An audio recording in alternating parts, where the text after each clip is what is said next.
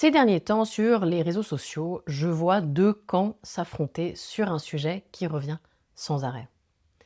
D'un côté, des éducateurs qui disent surtout ne réconfortez pas votre chien quand il a peur, vous allez renforcer sa peur. De l'autre, des éducateurs qui répondent c'est n'importe quoi, on ne peut pas renforcer une émotion.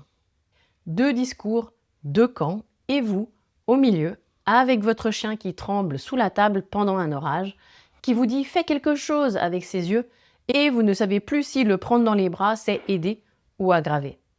Alors, aujourd'hui, on va trancher cette question une fois pour toutes avec un peu de science du comportement, et je vous promets que la réponse est plus simple que ce que les deux camps vous laissent penser.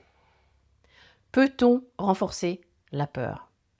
C'est la question qu'on va décortiquer. Et pour y répondre, il faut d'abord comprendre un principe qu'on oublie trop souvent en éducation canine. On ne renforce pas une émotion, on renforce un comportement. Ce sont deux choses complètement différentes et toute la confusion vient de là. Commençons par le plus important. Une émotion, ce n'est pas quelque chose qu'on renforce avec une récompense. Une émotion, ça se déclenche, ça se conditionne, oui, mais pas de la même façon qu'un comportement. Imaginez que vous êtes en colère là maintenant, vraiment en colère, contre quelqu'un, contre une situation, peu importe. Et je vous donne 1000 euros pendant que vous êtes en colère. Est-ce que la prochaine fois, vous allez tout faire pour être en colère à nouveau? Non, bien sûr que non.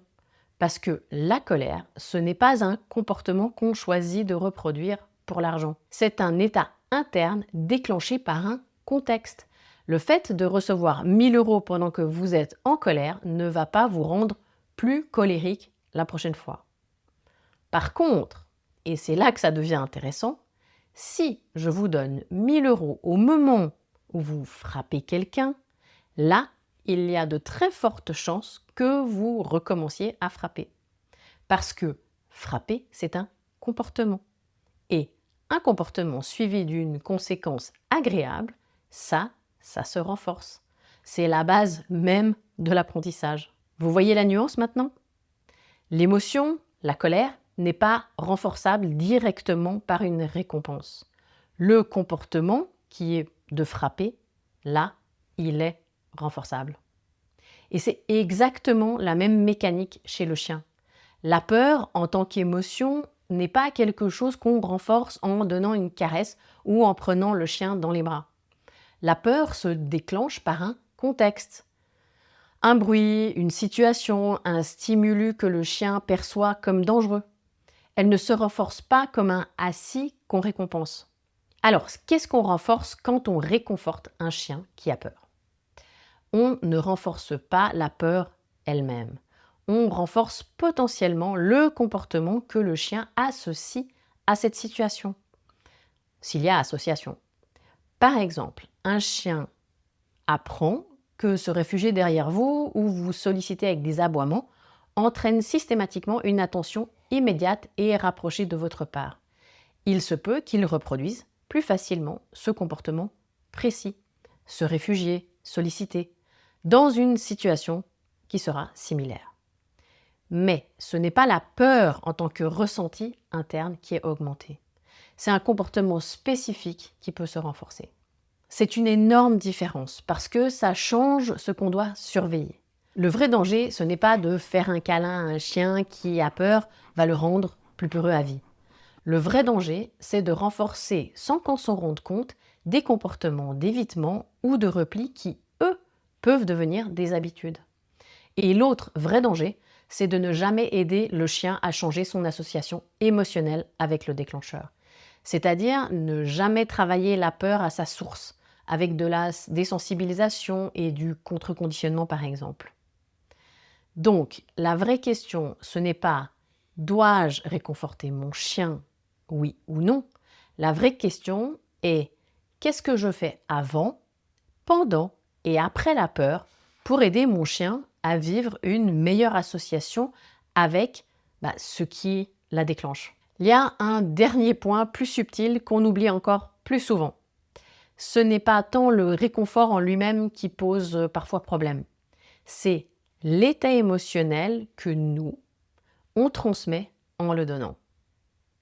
Les chiens sont extrêmement sensibles à notre propre état interne. Si vous vous précipitez vers votre chien, le corps tendu, la voix qui monte d'un cran en mode « Oh mon Dieu, mon pauvre chéri !»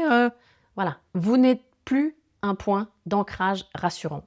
Vous devenez vous-même une source d'information qui confirme au chien « Oui, il se passe vraiment quelque chose de grave, ici et maintenant. » C'est ce qu'on appelle un phénomène de contagion émotionnelle.